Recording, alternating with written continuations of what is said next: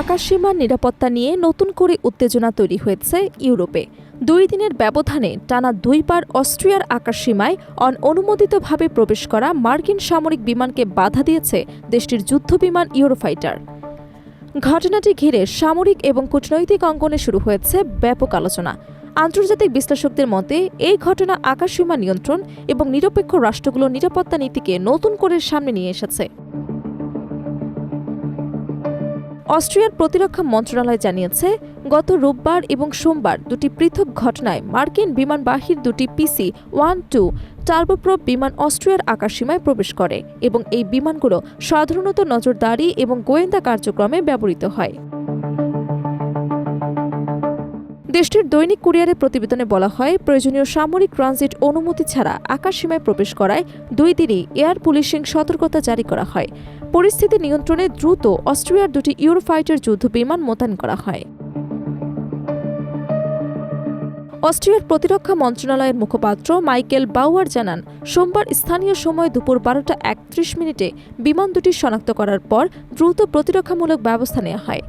Eurofighter যুদ্ধ বিমানগুলো এই মার্কিন সামরিক বিমানকে অনুসরণ করে আকাশসীমা থেকে বের করে দেয়।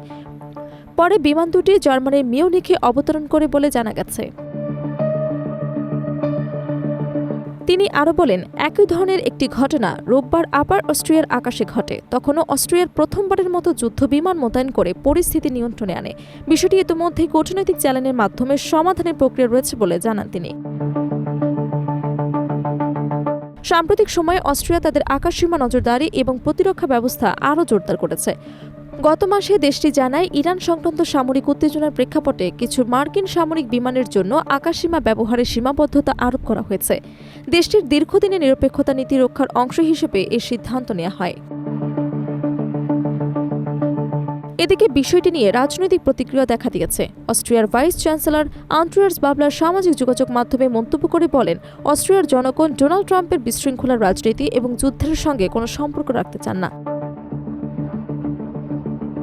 তিনি আরও যোগ করেন, নিরপেক্ষতা আমাদের দেশের অন্যতম গুরুত্বপূর্ণ মূল্যবোধ, আর আমরা শান্তি চাই, যুদ্ধ নয়।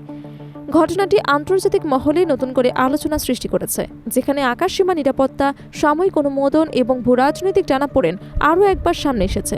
বিশেষজ্ঞদের মতে, এই ধরনের ঘটনা ভবিষ্যতে ইউরোপীয় আকাশ প্রতিরক্ষা নীতিতে নতুন চাপ তৈরি করতে পারে।